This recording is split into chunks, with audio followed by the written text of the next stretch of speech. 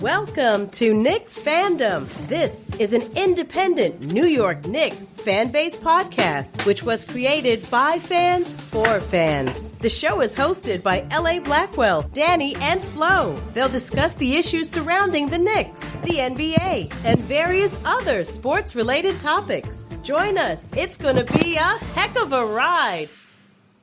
Now, who's the first pick? Me Word is born, and not a Christian Laettner, not Alonzo Mourning. Well, in the case of this year's draft, it was Markelle Fultz, who was drafted by the Philadelphia 76ers. And on today's show, we're going to recap some of the major highs and lows of the 2017 NBA draft. We will give our in-depth thoughts on the Knicks draft and point guard Frank Ntilikina. In addition, we'll go over some of the major trades that recently occurred, such as Brook Lopez being traded for D'Angelo Russell and Timothy Mozgov. We will also discuss the major draft trade involving Jimmy Butler being traded to the Minnesota Timberwolves.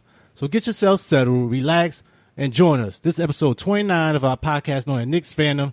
As always, I'm your host, LA Blackwell. Hope all our listeners out there are doing great. As usual, I'm joined by my co-host, Danny D. How you doing, Danny D? I'm good, LA. How's everything going with you, man? I'm good, man. We back on the air. We ready for this. Okay. I'm also joined by my fellow co-host, Flo. How you doing, Flo? LA, I'm great today, man. How you doing today? I'm good, man. We're going to have a great show as well, fellas. Let's just relax. Let's get it going. But let's begin with the recent 2017 NBA draft, where I just want to talk about your overall thoughts regarding the draft, some of the selections that were made, and let's start with you, Flo. Let's get it going. Well, LA, I got to give kudos to the Sacramento Kings, number one, for getting a guy that wanted to come to Sacramento and a guy that they were really, really in love with. BB, De'Aaron Fox in Kentucky. Excellent job by Vlade Divac. Excellent job. Golden State did an excellent job. No draft picks, but they're able to buy a draft pick, a second-round draft pick, for $3.5 million. And I believe they drafted a player that Danny D mentioned in last week's episode in regards to one of his sleeper picks, Jordan Bell. Great job. Definitely great job by the Golden State Warriors. And with the Pistons, drafting Luke Kennard, shooting guard from Duke. Good job, especially when you have no idea if you're able to re-sign Kentavious Caldwell-Pope. So that's an excellent job by all these three teams. Excellent job. Yeah, very good job as well. Some better than others, but we're going to get into that in the show. Thank you, Flo. How about you, Danny D? What you thought about this draft, overall impressions? I think overall the draft was good. You have a lot of teams. They really did their homework. It was, to me, I didn't see any team that really downplayed it and really didn't do their homework with picking up what they want to do, like the Celtics picking Tatum. That's a very, very good fit for him and a good fit for the Celtics. And overall, I think it was a really, really, really, and a really good, strong draft with a lot of future stars in the league. You got a lot of, remember the first 10 were all freshmen. Yeah, that's true. And they're doing their thing, no understars and things like that. And then Luke Kennard at number 12, he was a sophomore, so a still young guy who he didn't know he was even going to come out until his lottery pick was going to be up there to be a lottery pick. So it was a very good, and I think it's a very good, entertaining draft. And I got to give one up to LeVar. He really entertained me during that draft. I thought he was getting drafted for a second, man. He got up like he's about to go up there and meet the commish. But it's cool, man. It's a good thing to see the young guys. It's their day, it's their night, before they start their NBA career. And also, like you stated with the freshmen, that's a big thing, too, especially now the way the NBA is set up. You really got to try to get much talent as you can for the cheapest bargain you can. So the draft picks is really essential and critical to me. I thought some teams did better than others, like I stated earlier. Sacramento, like you talked about earlier, Flo, I thought they did a good job with Fox, but I want to get into that a little bit later. I wasn't happy that they traded down. I thought they missed a really good opportunity to really get some excitement to that franchise. And in the draft, I thought it was only maybe 12 to 13 lottery players that was pretty much locked in, players that really could have really great careers, looking at them outside. And to trade down like that, I didn't think that was a good move to me in that part. So, that was just my overall thoughts. Thought a lot of good moves. We'll get into that as we go on. But I just want to talk about what the Knicks did. This is a Knicksfandom podcast. And to see what y'all guys thought about overall, about the Knicks selecting Frank Ntilikina with the 8th pick in the NBA draft. And what was your thoughts thinking about, is that the same selection you would have made? And basically, I'm going to start with you this time, Flo. What do you think about that? LA, here's the problem I have with this pick. Let's talk about the positives real quick. 18 years old. there's room for potential. Great wingspan, 7 feet tall wingspan. Great height, 6'5". But here are the negatives with this pick. First thing first, number one, guy needs to get in shape. I watched him when he got up to the podium, standing next to Commissioner Silver. They both look like they're the same size. That scares me. If I'm a Knicks fan, that should scare me right there. This guy definitely needs to hit the weight room. That's number one. Number two, it wasn't that pizzazz pick. It wasn't that pick that's gonna change the franchise. The one thing, LA, and we talked about this. I believe we talked about this the day of the draft. I think Mark Cuban really duped the Knicks in drafting Frank. I really believe that. Because, LA, I mentioned this earlier today in the production meeting that Adrian Wojciechowski of Yahoo Sports didn't even have a clue what the Mavericks were going to draft. Mark Cuban already told his staff, anybody that talks to Adrian Wojciechowski will get fired. The Mavericks wanted Smith Jr., they got him. I think if you're the Knicks, you probably were better off drafting Smith Jr. The only problem I have with him is I don't know if he has a defensive mentality or intensity. He had a lot on his plate, like you guys mentioned last week, playing for North Carolina State. But at the same time, the guy's a baller. He would have been probably a better fit with the Knicks with Porzingis as opposed to Frank. So that's the issue I have with this pick. Is Frank a solid player? Yes, but he's not I don't know if he's a franchise player. I think Dennis Smith Jr. might be that franchise player. Okay. Well, if you had the opportunity when you were doing the selecting, what would you have done? Tough one, but maybe in hindsight, I would have made sure I did enough research on Smith Jr., do a background check, medical background check, make sure all my doctors check out with him. And most likely I probably would have gone with either Dennis Smith Jr. or Zach Collins from Gonzaga. Then I have a twin towers with Porzingis and Collins Jr. Or I could have probably drafted Malik Monk coming off the bench. Those are my three options. But most likely, I probably would have gone with Dennis Smith Jr. to make sure I got a guard to go for Porzingis. Okay. I'll get into that. I disagree with that one, though. But it's early, in these guys' careers, so it's hard to really tell right off the bat. I hate when they say this team won, this team lost. I mean, it's so early. These guys are 18, 19 years old. Give it a little time. But, unless it's a dramatic thing, you could just tell right off the back somebody just made a big mistake or flub, What do you think about Danny D before I get my, assessment? I'm going half and half, and then sometimes I might have to lean with Flo a little bit. Because when they talk about Frank, they said that this is his first year playing in the French league, and he averaged 5 points. As opposed to Dennis Smith Jr. and a Malik Monk and a Zach Collins that we actually had a lot of history and we actually seen these guys play. Dennis Smith Jr., he can score. He can score at will. He can't get busy. But then again, he had a knee injury. Zach Collins and Malik Monk, Malik Monk can shoot lights out. But then if we say, okay, we go Frank, we go, okay, Phil's looking at somebody he can mold and play in the triangle. That's one. Two, what if Phil doesn't stay? If Phil leaves the next 2 years and things like that, then Frank, that's supposed to be your leading guard, has to learn a whole new system at 18. So I've seen some of the highlights and things like that, but then he's in the French league, but is he playing to the top caliber of players that we need because we play in the NBA? Because it's a different league. I know the NCAA is different, but overseas is different from the NBA. It's a different kind of monster. He's going to be playing against people who are stronger, faster, and who can play. You can't have a down night. You can't have an off game playing. So are we going to give the keys to him to be the franchise, or are we going to do a pick and hold him back and let another guard teach him how to play the game? Is that guard going to be Derrick Rose? Is Derrick Rose going to be here and have 9 to teach Frankie the system how to play when he doesn't even know the system himself? I hear you. I hear where you're coming from, guys. I'm not saying it's a bad group because I don't know, but I can see where Flo is coming from. We could have got a Malik Monk who can shoot the ball, and Malik said he wants to be a combo guard. He said he didn't want to be a point guard in Kentucky because they already had a point guard. De'Aaron Fox was the point guard, but he said he can play point. He'll be an undersized point, but Chris Paul is about 6'3", 6'2". And Malik Monk is way more athletic than Chris Paul, but Chris Paul has a better IQ than Malik Monk. And Dennis Smith Jr. already ran the team in North Carolina State. I just want to know if Frankie can get the keys and lead and actually set up the triangle and do this and lead the Knicks and teach and learn it's a possibility. He's just starting things like that. But I can see where the Knicks is coming from, and that's what they're doing. But Mark Cuban, he probably did bait him. He probably did, because I didn't even know he wanted. I didn't even know he wanted Dennis Smith Jr. He had, and all the mock drafts, they didn't have him picking them at all. I didn't see all of my draft. I didn't see the Mavericks picking Dennis Smith Jr. at all in all of my drafts that I saw. Okay, but so what happened in like a week? Because like last week, a lot of us all pick. I looked at the old draft pick.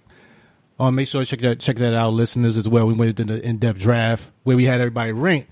And pretty much all of us had like 7 pick was Frank. And he was over Smith for all of our picks for the most part. So I'm like, what, anything changed that y'all saw, or y'all just thought about it more? What kind of making y'all go a little bit against where y'all had Frank and projected previously? I want to change about it because sometimes it's the hype. When you actually sit about it, when you think about it, it's the hype. It's the media hype. Yo, Frank is going to be and stuff like that. The kid got the Euro League and the Euro Championship. Other than that, other than somebody else saying that, Frank, did you ever hear about this guy? Yeah, I heard him for a little while. With the besides the media, like him out there, out there killing, getting busy. But I heard about him a little bit from last year. The thing was he didn't play with the other guys who you saw, like I forgot, it's some little tournament they do right before the draft and all that. It's like it's not the McDonald's game, but it's the other thing after that. Because it's like a Euro type of thing, like right. Euro competition thing. So you didn't really see him play against some of the other guys you normally would. The thing to me is, he's been playing professional for like the last 3 years. So he's been there since 15 years old, playing against grown men. And the thing is, he's not asked to be the star on that team. He's like the guy underneath them that's learning, and he still put up big numbers. He's a guy that in Lithuania, I think he dropped like 19 points or something like that in that game or something of that nature. So he's putting up buckets now. It's just that he wasn't asked to really do that. And looking at him, I'm like, to me, it's the move I would have did. I stuck with the board the way I liked it, and I had him projected going when I first did it was about the 8th pick, and he went 8th. So that's the way I had him. It was between him and Monk. The thing with Smith, I didn't like the injury. I still don't like that. Already a young guy with the knee. And to me, he's like Derrick Rose. So if I'm not a huge Derrick Rose fan, which I'm not, at this point in his career, and I've seen Derrick Rose play with the Knicks. I don't want that type of player playing with Porzingis. So I'd rather have somebody like this who's a defender, who's Frank is one thing he can play. He can play really good defense. And he also has really good size, great wingspans, we all have been stating. And this is a guy you can really grow in that system. And this NBA way it is, you need a guy that can play interchangeable. He can play 2 guards, some he can play point guard. And if he keep growing in size, he maybe even play bigger than that as he goes along. So to me, with that, his ability to pass first, he's can shoot the ball pretty well too. I look at more of his clips as he went along. I just felt like if you have that talent and the size, you had to take a chance with that. I'd rather take a chance to saying what his potential could be. Let's say Dennis Smith, the best he's going to be a Derrick Rose. Okay. If the best Frank could be a small penny or something like that, or somebody in that caliber, I take the chance with that. I'm hoping he's going to be a grief-free type in the point guard position body. So I'd rather deal with that right now. This team is not winning anytime soon. That's what people got to keep remembering. The Knicks are not winning. So I want to get the best I can get at the best price and take it from there. That's the way I was looking at it. I just think the higher level they could go, I'd rather take my chance with Frank right now. That's the way I would look at it. Anything else you want to add there, Flo? The thing with Frank is, this is the thing that bothers me, Phil Jackson here. Did you draft Frank because he fits in the triangle? Or did you draft Frank because at the end of the day, you felt like he was the best player available? That's the thing I want to know what's inside Phil's head about. Because let's go back, guys. Let's go back when Porzingis was drafted. All right? I don't know if you guys were aware of this, but Phil didn't want to draft Porzingis. It's his number one scout, Clarence Gaines Jr., wanted Porzingis. Phil wanted Okafor from Duke. That's what Phil wanted. And my understanding that Phil and Gaines Jr. almost got into a fist fight, arguing over who they should draft. And lo and behold, Gaines Jr. was able to convince Phil to draft Porzingis. So I'm trying to figure out exactly who made this pick, because this seems like this pick has Phil written all over as opposed to Gaines Jr. For what I read, I heard it's both.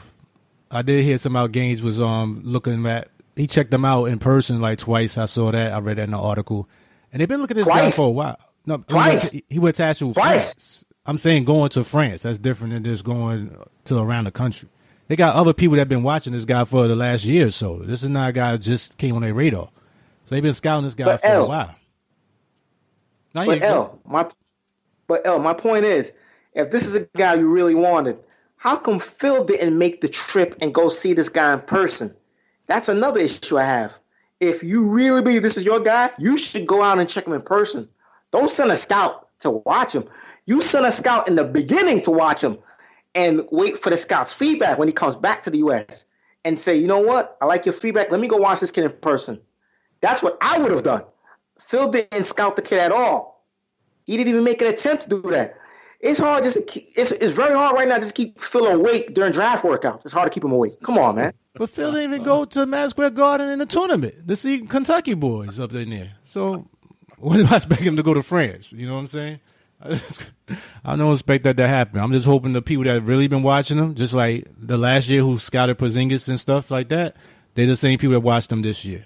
That's the way I look at it. I'm hoping that's what happened. You know. Yeah.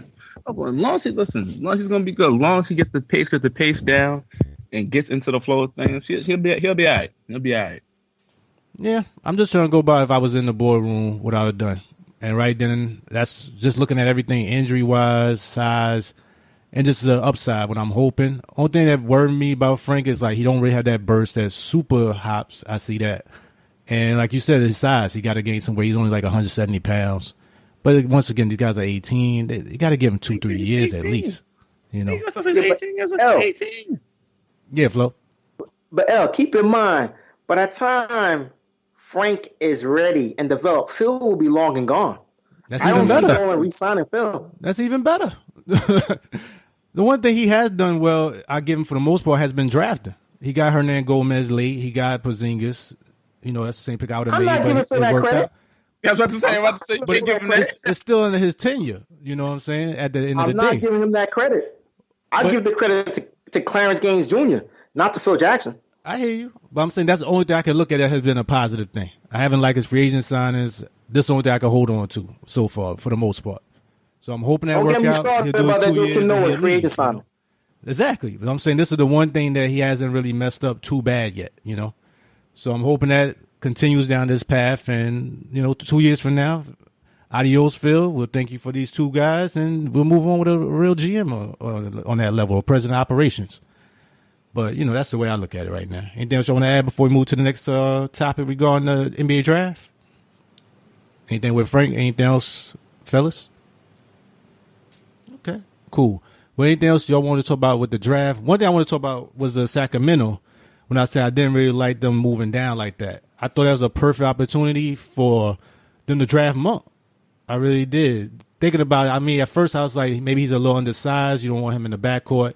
But then I'm like, once again, the way this NBA is set up, you're not winning right now. So you best try to make as many pieces you can get that's talent and just stockpile like Boston is doing until you can really make your big move. Also, Sacramento, that brings a little more energy. You got the Kentucky guys in the backcourt that's going to sell you some more tickets. And there's no reason not to draft him right there in a draft that's only had like 12, to me, confirmed lottery picks that is going to be pretty good players. Why go down like 16 pick or something like that? It didn't make sense for me to do that. What you think about that, Danny D? Yeah, I agree. But I don't know what maybe Lottie has something else in mind, what he's trying to do. So we got to see what the future holds, what they're trying to do. No, I hear you. I just didn't think that, especially with the two guard they have in there. Right now, he's a good player that they got in the Boogie Cousins deal, but at the same time, say that again, Flo? Yeah, Buddy Hill. Yeah, Buddy Hill. Buddy Hill. Probably like, he's a good player. But yeah, go ahead. Now they say probably because he shoots lights out, so they probably think they're gonna hold off with him, keep De'Aaron, and have this guy, and maybe De'Aaron and Buddy Hill in the backcourt because they still have Ben McLemore too. I'm not even sure if he's still on the team anymore. I have to look that up. I think he's part of the team, but I think he's restricted. I'm not sure, but we got to double check that.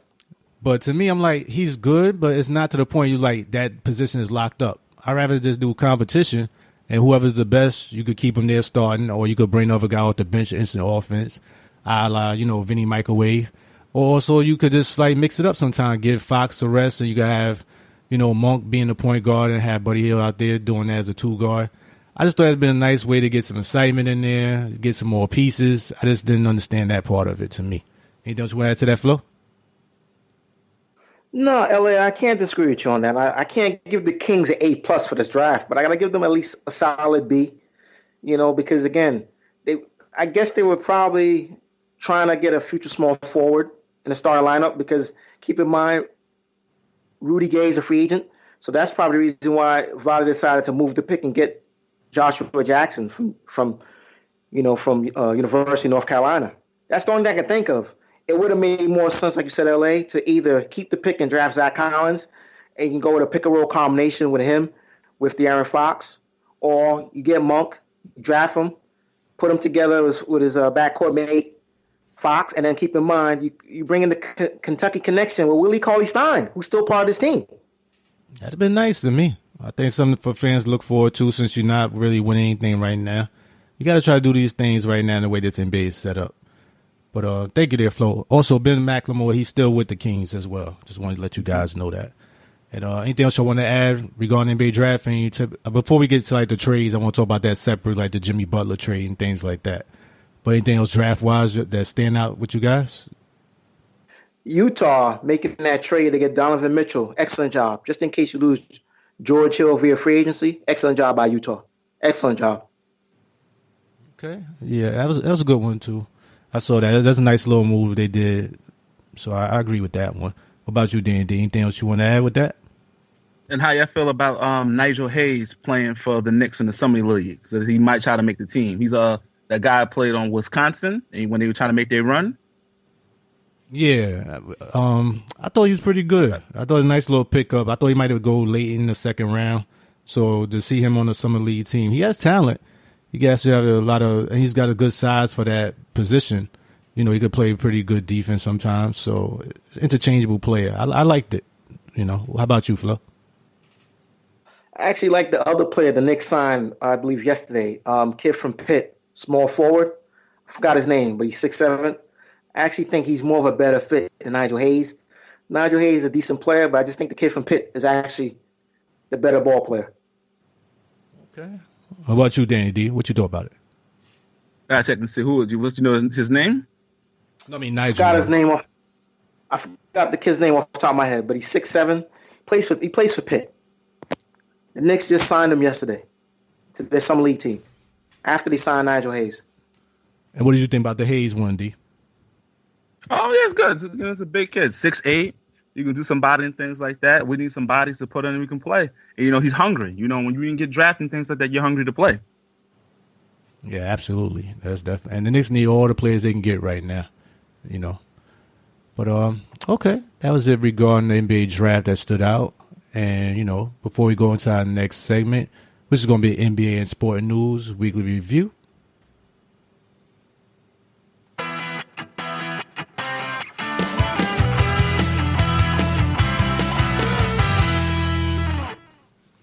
And as I stated at the top of the show, there was a major trade involving Brook Lopez of the Brooklyn Nets being traded for D'Angelo Russell and Timothy Mozgov. What are your thoughts, guys, regarding this recent trade? Starting with you, Flo. LA, like I said once again, man, this is the difference between us and other podcasts. I said it and I'll say it again. I called it like it is last week in last week's podcast. I said the Nets got to make a trade, and they were going to make a trade, and they made a trade. Excellent job by the Brooklyn Nets. Sean Marks is doing a wonderful job over there, trying to build the culture over there. And excellent job. You're getting D'Angelo Russell. You get a young kid who's still growing, still developing. That could be the future face of your organization. Also, you can make Jeremy Lin extendable. You don't have to keep Jeremy Lin now. I love this deal for the Nets more so than the Lakers. I know with the Lakers, by getting Brook Lopez, you got one of the second best big man in the NBA. I understand that, but keep in mind, possibility Brook Lopez could get hurt over there. No guarantee he can stay healthy. So, also, I know it frees up cap room for the Lakers, but again, it's a big risk, really a big risk.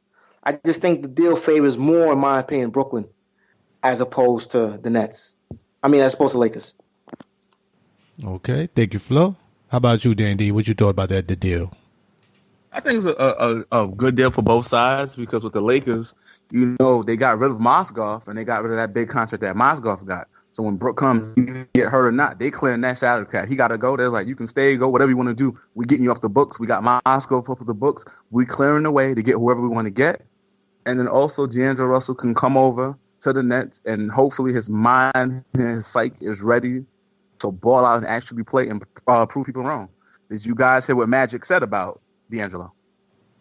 Yeah, it took a little jab at him. You know, they said that we got a real leader and all that.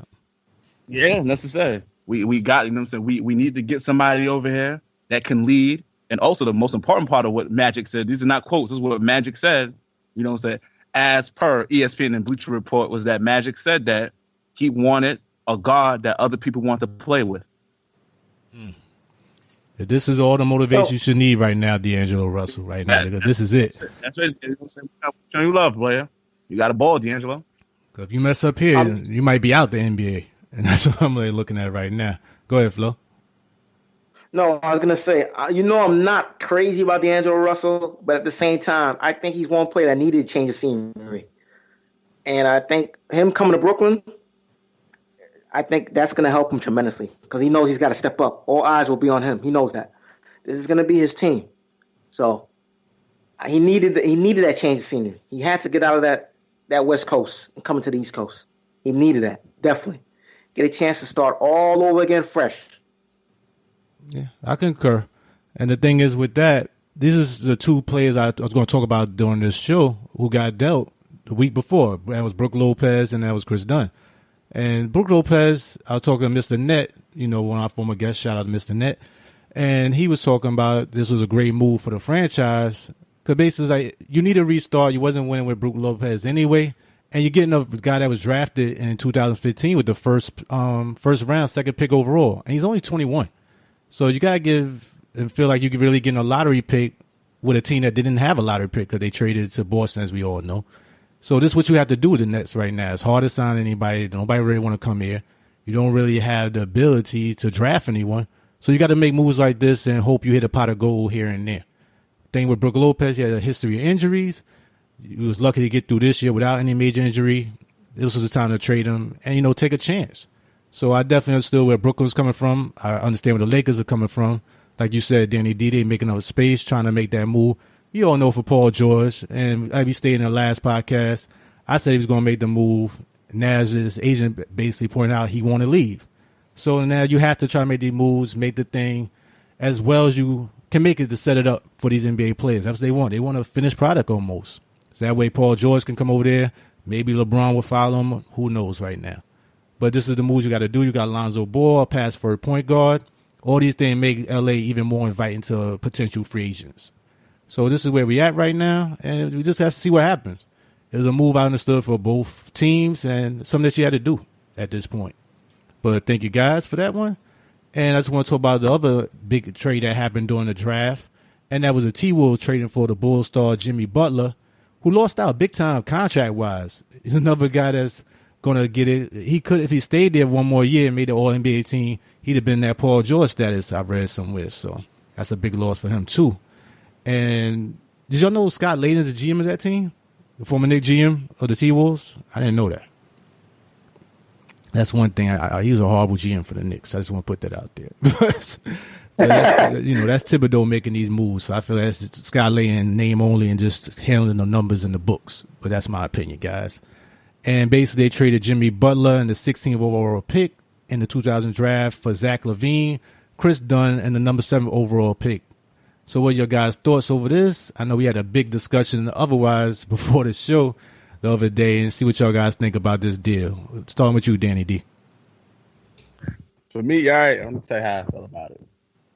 For the Timberwolves, yes, good move. For Chicago, no.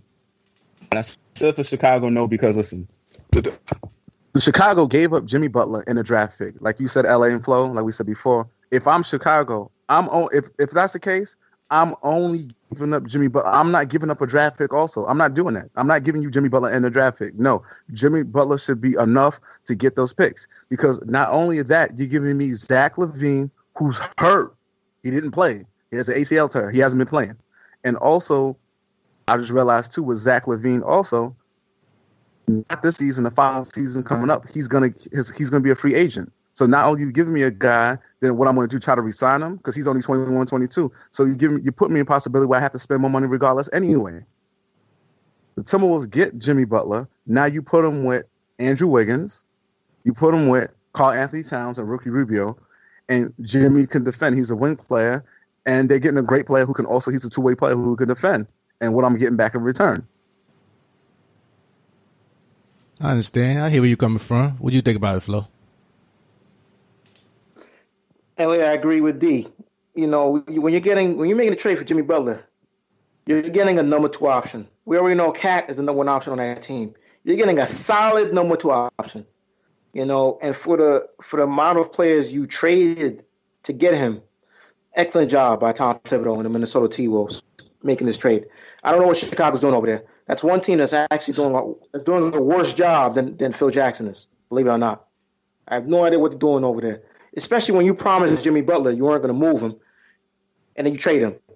And then after that, I heard rumors that Boston offered him a better deal for Jimmy Butler, and they turned that down. So I don't know what they're doing over there in Chicago.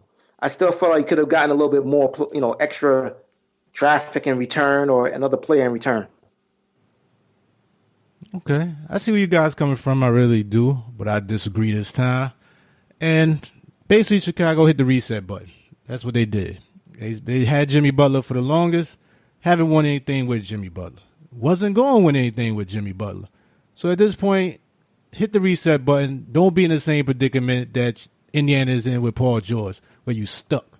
You stuck with a guy everybody know that want to leave and only want to go to one team, which means he don't even want to sign a long-term contract unless that team just happen to win or he just really falls in love with the place. Not a good place to be. My main beef with Chicago is I wouldn't have put that extra pick in there. Nah. You're getting a vet in Jimmy Butler. You're getting Tom Thibodeau, one of his former players, which means he really wanted the guy. And we all know Tom Thibodeau loves veterans, which is why I knew Kris Dunn was going to be available.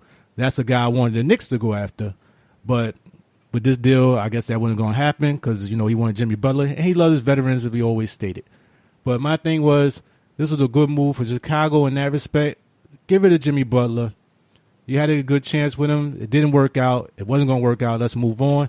I'm a big fan of Kris Dunn. He's only 23 years old. He only had 1 year. Yes, it was a bad year, but the defense was still great. I love his backstory.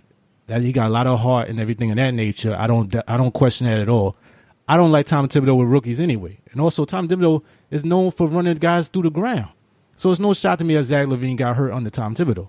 Not blaming him. I'm just saying we've seen this happen. Oh, man. You're just trying to blame Tom for his injury? I'm not blaming him. I'm just saying, you see what happened to Derrick Rose? These guys get run down, man. This is what he does. He don't have the patience for these guys. He's a win-now coach, which is why I don't like coaches being GMs and stuff or president of operations.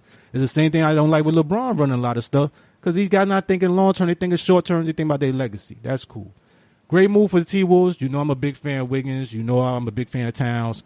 I like Jimmy Butler as well. Great move for them. They needed that vet. We've been talking about it for the last few podcasts. Great move for Chicago in that they need to start over. I like that move. I'm a big Zach Lavine fan. Every year his numbers getting better and better. He's shooting 42% from three-point land. Yes, he's injured.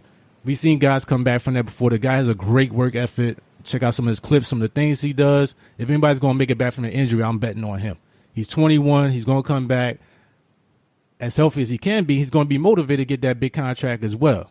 So if he doesn't look right and he doesn't look well, then, hey, you give him a cheaper contract or buy Zach Lavine and you build around Kris Dunn and you still got cap space to do the moves you really need to do down the road because you're not winning anything. You're not winning anything in this league right now. So stock up as much as you can and get solid pieces that you don't have to spend a ton of money on. That's the way I look at it. The other pick, I'm not sure about the big guy. McKernan, we like him. I don't know. He's a little soft to me. So that size don't really grab rebounds, but his shooting is crazy. I saw some other clips of him. He shoot for like Steph Curry range as a big man, which is crazy at that. If he can actually get some size and really rebound, he would fit in perfect with that offense with Kris Dunn driving the lane and kicking it out to him, especially as Zach Lavine comes back healthy as well, too. So I understand where they're coming from. I don't think it's as bad as a deal. But anything else you want to add to that, guys? Just jump right in. Listen. If I was Chicago, Jimmy Butler didn't say he wanted to leave anyway. We know where you're not going. He still has 2 years left on that contract. If that was the case, I would have started off the year with Jimmy Butler, and I would have shopped around before the break, for the All-Star break. I would have shopped around and got more. If I was Chicago, I would have got more. If I know I was going to ship him, I would have waited, started off the season, and I would have waited. Because now, look at the domino effect now. Now, Dwayne Wade's like, what? Jimmy's not here. Then you got to buy me out. Yeah, you got to buy me out, and I want to go. He doesn't want to stay. It was a horrible move getting Dwayne Wade anyway. That was a dumb move. I didn't understand that at all. I would have never got him or Rondo. Jimmy Butler got 2 more years. Would have waited, and the season would have started. You would have had a desperate team. I don't care if he wants to go to Minnesota. I can care less where Jimmy Butler wants to go because we're looking for the organization. And I would have went wild. I would have got a whole bunch of picks. But Jimmy didn't know about it though. He didn't even know he was going there. Huh? Not to interrupt you, but Jimmy didn't even know he was going there. That's my whole point. I think that was the best deal they saw. I'm sure they've been putting stuff out there for a while. But for now, I would have waited till the season started. About February, when the trade deadline, that's what I would have did. He definitely would have got more. Because Jimmy would have been playing. He still would have played. He wouldn't know he was getting traded anyway. He didn't know he was getting traded. He still would have been balling out. No, I hear you, but you're taking a chance. What if he get hurt? What if he get injured or anything like that? Then you stuck. My thing is, I don't want to be where you are with Paul George. I don't want to be there. I like Kris Dunn, and I'm a big fan of Lavine. So if I could get my backcourt for the next 5-6 years, if Lavine comes back healthy and be like I think he's going to be, I love that as a backcourt. So to me, I'll take that anytime. That's all you're going with. That's all you can go with right now in this NBA. You know what I'm saying? Everything's an if on a certain respect. I'm a big fan of Kris Dunn, too. So to me, I'm like, I don't know what else I don't think they would have gave him to Boston. That's the thing. I don't see them going there. I don't think they want to deal with them constantly seeing them like that. So that's the thing I was looking at. That's a good point, LA. That last statement, that's a good point. But I kind of agree with D. I think you just could have gotten a better offer than what the trade was done for. I think you just could have gotten a better offer. I'm not taking nothing away from Kris Dunn. I think he has a future in this league. Zach Lavine is, you're trading for a guy who's hurt. Zach Lavine is talented, but he's hurt. We don't know what he could be. We don't know if he'll ever reach his potential. He might not become like Blake Griffin, a guy that's going to be hurt every year. We don't know. We still don't know. He's a mystery. But if if he's healthy with a Kris Dunn, then you got a potential backcourt for the next couple of years. But again, that's a big if, a real big if. No, I totally agree, but I think that's why he did it to the West. I really don't think he wanted to see Boston like that. Now, if he does play well, Jimmy Butler, see him a couple times throughout the season, but it's not the same as dealing with Boston. That'd be a constant reminder. That's why I think they did it that way. So, but time will tell, guys. Time will tell. I definitely see where all of us are coming from, I should say. But time will tell with it.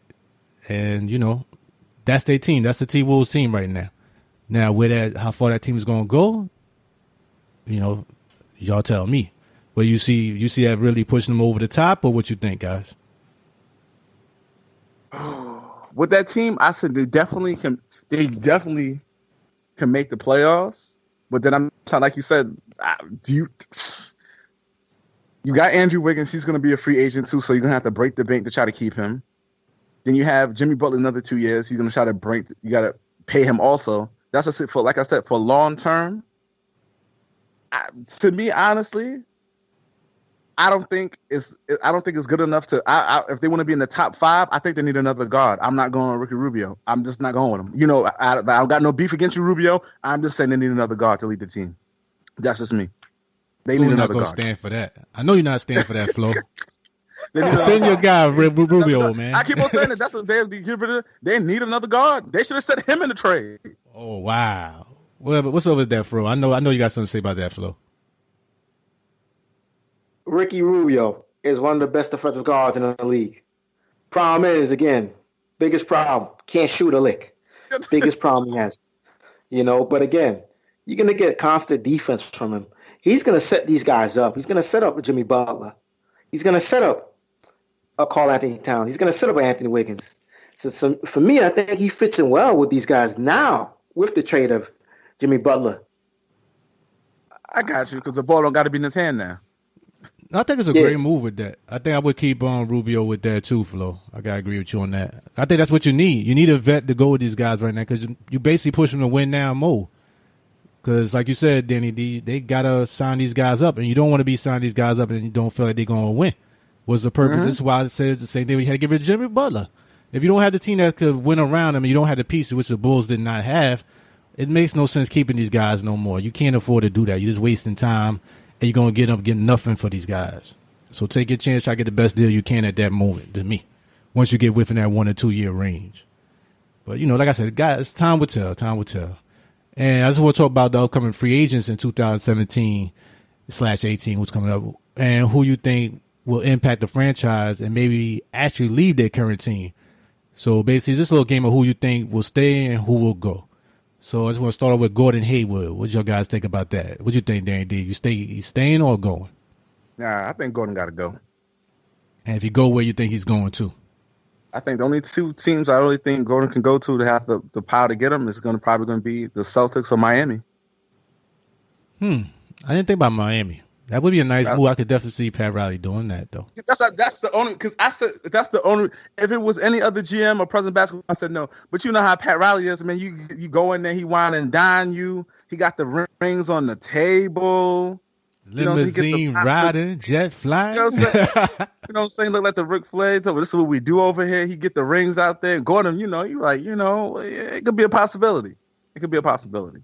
That's true, and they got that cap space now with the Chris Bosh injury issue. Write that off the books. They got the money now. Okay, that's him, nice. Gordon Dragic, Hassan Whiteside. But the only problem is they have to get Gordon, and they have to try to sign back Deion Waiters. They got to. Yeah, that's true. They definitely need that as well. What you think about it, Flo? Gordon Hayward. Miami. Gordon Hayward's going to Miami, in my opinion. Okay, any particular reason why, or you just from what Danny D said as well? I think it's the same thing. The thing is, if he stays in Utah, I mean, they're building something. But the question is, Utah's going to be one of those teams, they'll probably win the first round and end up losing to Golden State in the second round every year.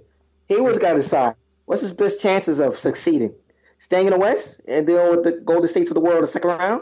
Or I can go in the East where I only got to deal with LeBron James. I think he's better off going to Miami. No state income tax. Pat Riley. The beach, South Beach.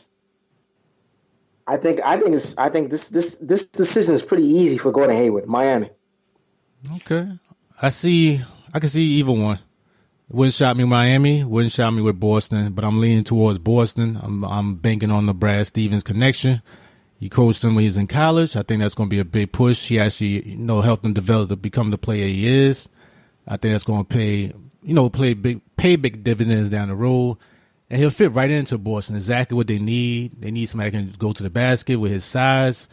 He'll fit right in with their offense perfectly. And I think they're going to lose out on Paul George. I don't see him going to Boston. So I think that's the last big move they got. They got a lot of chips to make things happen down the road. So even if he goes there, I think they could still make another move to get him right to that next level. So I'm seeing, I really think he's going to go to Boston. If he doesn't, I could definitely see, like Danny D said, Miami, though. All right, fella. What do you think about Blake Griffin? Where do you think he's going? Starting with you, Flo, this time. I think Griffin is going to the Boston Celtics. Okay. What's your major reason why? The thing with Griffin, and I mentioned this before earlier, LA, when we talked about the Jimmy Butler, Zach Lavine situation. This guy right now has earned a reputation of being hurt. That's one. Number two, he's already earned a reputation of being soft, based on his lack of confrontation and defending himself against Serge Ibaka when Serge Ibaka used to play for the OKC Thunder. So, with Griffin, he needs to change the scenery. He's not winning in LA. It's time for him to move on to the East Coast. To me, the best team will be Boston. They'll definitely leave Horford at the 5. Amir Johnson's a free agent. You're freeing up $12 million in cap space right there. On top of the extra cap space Boston already have, I think Blake Griffin is the guy. Okay. Thank you, Phil. What you think about Danny D? Where Blake Griffin going? Or is he staying? I'm thinking about it. if Chris Paul doesn't bully him to staying, I think Blake might have to go. He might have to go. And the thing is, I have to see where he can fit into. The Celtics could be a good look. Houston could be a good look for Blake. But then again, I don't know if he wants to stay in the West Coast and have to deal with playing the Clippers and things like that. So right now, I'm just thinking I don't have a exact team. I'm just saying any team on the East Coast for Blake that has like a run and gun type of style, because of his half court game. It's okay. He's been working on his jump shot, but he needs a team that he can just get up and down on the court and they can move fast. I definitely see that. Go ahead, D. Yeah, just something like an East Coast team that has cap room that he can just move up and down. Because his half court game, I'm still not buying into it. With the jump shot, it's still suspect, even though he worked on it. But I just see him on a team that just moves up and down the court fast. Okay, I could definitely see that as well. For some reason, I keep thinking the Raptors. I don't know why, but I keep feeling like I can see him fit in there really a good spot. I thought Ibaka was going to be better for them. It didn't work out. Uh-huh. So I could see Blake really stepping into that position. I would let Ibaka go from the Raptors. That didn't work out. And I can see him move right into that power forward position. They need somebody to hit their little 15-footer and also can still dunk when he gets to the occasion. Sometimes he still has that rise. And with DeRozan, and if they sound Lowry back, I think he would fit in really well with that team. If that doesn't work out, I could also see Houston, though. I could see him with James Harden as well. Because they tried to get Bosh before he turned them down. So this kind of be like a rewind to that, see if that could work out. But that's what I see with Blake Griffin right now. And what y'all guys think about Paul Millsap? Starting with you, Flo. I think Millsap is going to the Houston Rockets, in my opinion. I just think for him, definitely, we already know he opted out of Atlanta. I don't get the sense he's going to stay on the East Coast. It would be nice if he did. Maybe he'll join Toronto. But for some reason, I think he's just going on the West Coast. I definitely believe he's going to go right back to the West Coast, where he started his career. He'll end his career in the West Coast. I think it's Houston. I just think that with the Rockets, they're looking for the scorer to go with the beard. I think they're going to figure out a way. Maybe they can move Ryan Anderson, or maybe they have Ryan Anderson come off the bench. They're going to, Houston's going to figure some things out with their salary cap space. They'll figure some things out. But I think Millsap probably at the end of the day will probably end up joining the Houston Rockets. Okay. What about you, Dan D? Yeah, I like Paul Millsap. I like Paul Millsap. He's pays dividends on my fantasy basketball team. Go looking at Millsap. But I think he's a good fit for. I think he's a good fit for Toronto. I think he's excellent fit for Toronto, because DeMarcus Carroll, I don't know, he went out there. Remember, they gave him that big contract, and Carroll's been playing horrible out there. But I think Paul Millsap is a better fit for Toronto. But I can see him going to Houston. They have no tax income out in Texas, and either of those two teams is a good fit. And also, I could see him going to the Celtics too. He's a good fit for the Celtics, but it's like too many pieces at that size. You know what I'm saying? Too many conferences on that size with the Celtics, because they have a lot of bigs over there already. Yeah, I hear where you're coming from. He's one of them guys that could fit in a lot of places. I'm kind of iffy with him right now. I could see that, like you said, Houston, Toronto. Also could see even Utah, if they could find some money to get that going if they lose Hayward. I don't know if they have enough cap space as well. I'm not sure if the Spurs were trying to make a move, because I keep hearing they want to get rid of Aldridge. I don't know, maybe they want to do over with that. Maybe try to do a sign and trade. I'm not sure. I can see something like that happening as well. He's a guy that can fit in a lot of places. I'm not quite sure. I think his is going to go from what teams can't sign their number one guys. They may use him as a fallback option. That's what I'm looking at right now. Three more guys I want y'all to talk about real quick. What about Gallinari, Delano? I know that's one of your guys, Danny D. So how about you? Where do you think he might end up at? For Danilo Gallinari, whatever team offers him, because remember, he's coming off a whole bunch of injury. So whatever team gives him any money, just go there, Danilo. I don't care what the agent says, brother, because you've been hurt for the last several years. So whatever team gives you money, you just go. You don't got no options, man. Just go. Thank you, dude. What do you think about that, Flo? Mr. Gallinari. My gut tells me he's going to sign with the Brooklyn Nets. That's my gut. I'm just going with my gut. What's your reason for thinking that?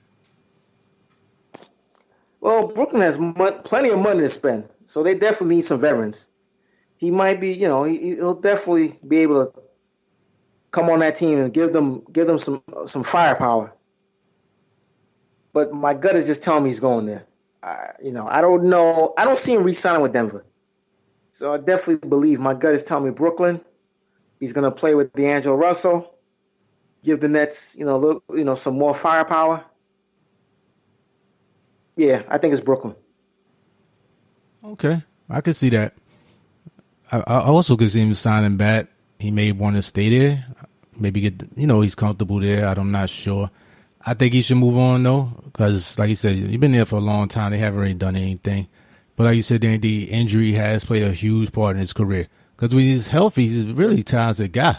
That's the thing. He really can bring a lot to the table. So it's hard for me to say where I think he's going to go exactly. I could see Brooklyn. I could also see, if Houston didn't have Ryan Anderson, I could see that as well. But it's kind of like defeating the purpose. So I could also see I could see the Spurs if they could get him on cheap. I could see Pop doing something like that too. But, you have to see where, like you said, money-wise and health-wise, see how many people really want to invest in him. That's the thing, though. And Serge Ibaka, guys, what you think about where he's going to go? Starting with you this time, Flo. I think Ibaka will probably re-sign with the Toronto Raptors. Honestly, I believe, him just leaving, getting traded from Orlando to Toronto, I think he needed that change of scenery. I think he didn't accomplish as much as he would love to accomplish, getting swept by LeBron in the second round of playoffs. I think that with Toronto, I think they're going to definitely figure out a way how they can re-sign a couple of pieces and see if they can go at LeBron one more time. Okay. Thank you, Flo. What do you think about Danny D? Where you see Mr. Ibaka going? Yeah, I think I'm going with Flo having resigning because his stock hasn't risen because he had a horrible playoff season. I don't even see teams offer him things like that because to me, it's like he got exposed from Orlando and Toronto as opposed to not being a player that I thought he was to show that he was because Greg Monroe, all them guys was playing on him. I didn't see a lot from Ibaka. I thought he could have done a lot more, and it's like he got exposed as a basketball player. Yeah, he really aged, man. I know there's some issue they said before in reports that he really aged. They stated there's some issues with that. And he really got older looking really quick in like 1 year. I didn't understand it. I really thought he was going to bring a big push to that team. He really didn't. Yeah. I remember he was shooting all those threes in Oklahoma and all that. Yeah. All that just changed. And went to the block shots and stuff. He used to be really good with that. It's like I don't even see none of that this year. But to me, I could see a team like Houston or Celtics trying to take a chance on him if you get him for a good deal, just because they're so weak inside.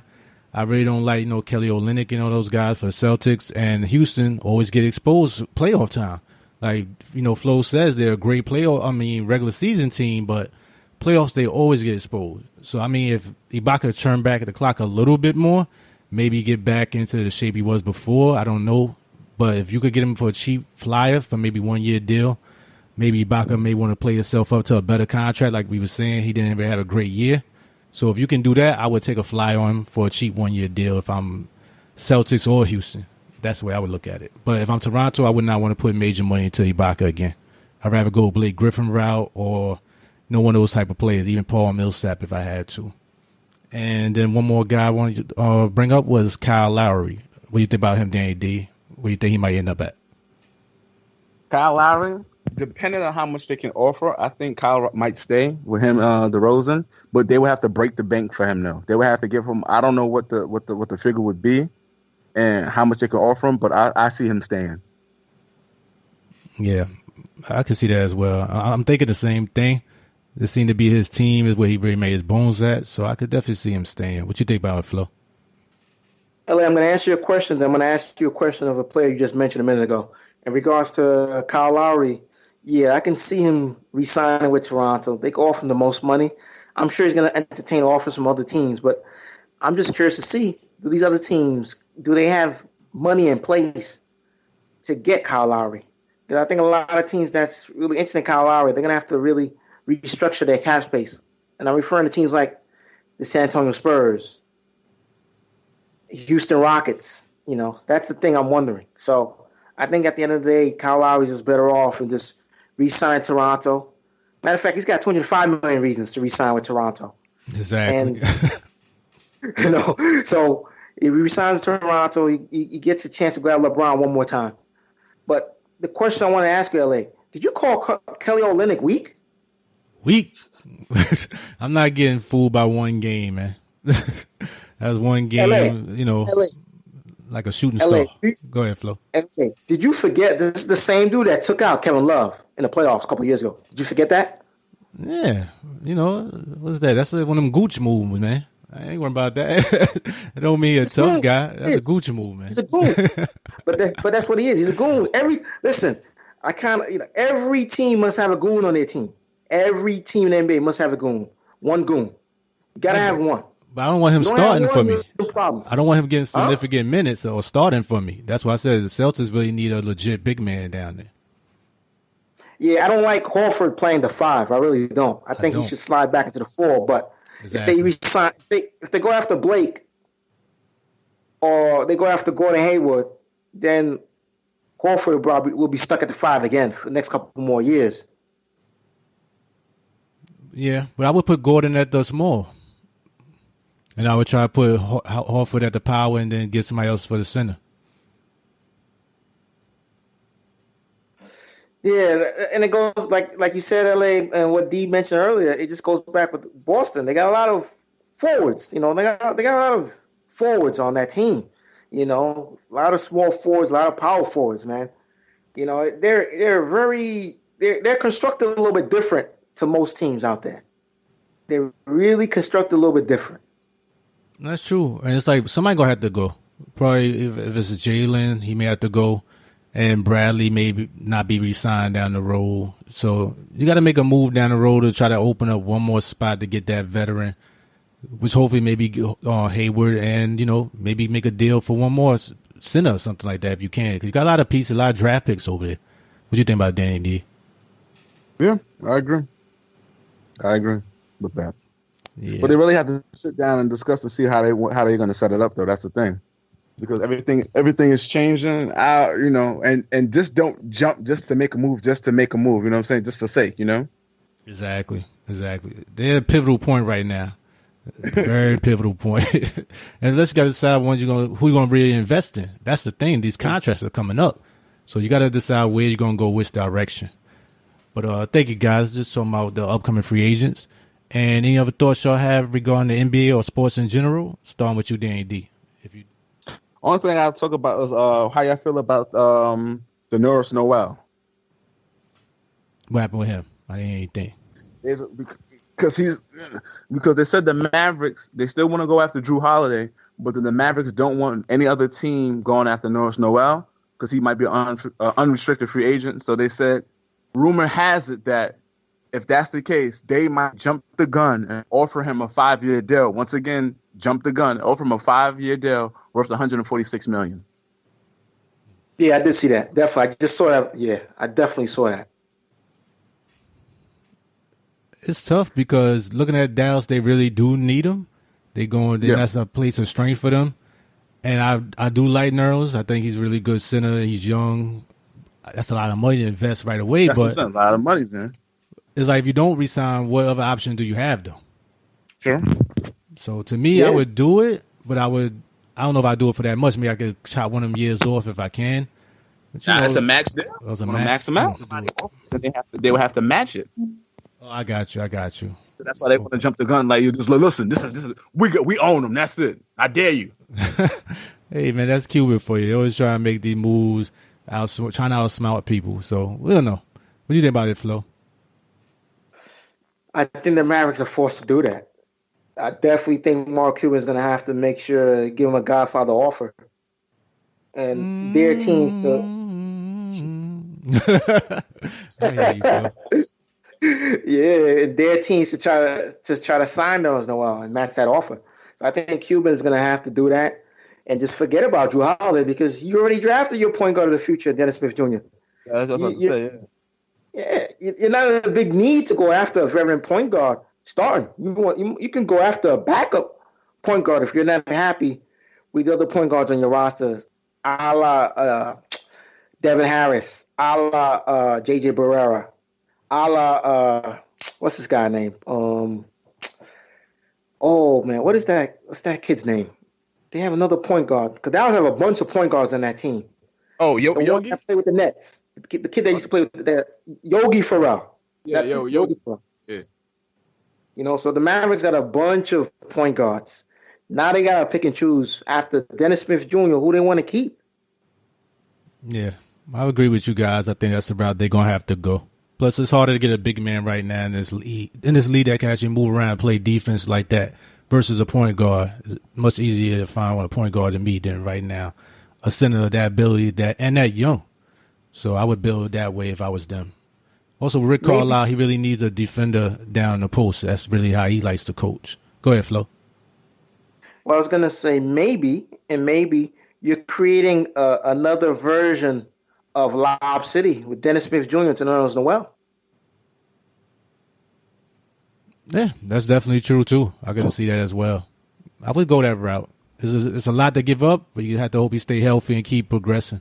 But that's the way the NBA is right now. It's hard to get those players. And if you got them, you don't want to let them go if you can keep them. But thank you, Danny D. Yeah. And you got anything else you want to add regarding NBA or sports in general, Flo? Nah, man, we're good. Okay. So that's the end of our show today, fellas. As always, thanks again for your in-depth assessments. And any closing remarks you got today, Danny D? Just want to thank the fans and you guys for having me on the show. Fans, keep on listening, subscribing, and spreading the love and showing the love. As always, much appreciated, Danny D. How about you, Flo? Any closing remarks? LA, I want to thank all the listeners. Please tell a friend, subscribe. Definitely give us a positive review on iTunes and in any of the other venues where you can listen to us, YouTube, Spreaker.com, etc. and etc. We definitely appreciate the love and support. Gentlemen, I want to thank you guys for allowing me to be part of this great podcast, Knicksfandom. Definitely, I love this show. I think this is a great show for NBA fans and for Knicks fans all over across the world, man. Definitely, it's a great show. Appreciate it to be part of something special. Thank you, Flo. Much appreciated as well. You know, we always thank our listeners. Definitely thank my co-hosts. As always, I said couldn't do it without them because I couldn't. I enjoyed it. As always, we enjoyed going over the draft. Hope you listeners enjoyed it as well. But we scheduled to take a brief hiatus before our next show. When we return, we discuss some of the major free agents that most likely will be signed by that time and how they're going to impact the NBA as a whole. So make sure to stay tuned to our Facebook page, our Twitter page. We'll have some upcoming updates on when we'll be back on the air. A review on iTunes, subscribe, share, and make it a good one, listeners. All right? Take it easy. See ya.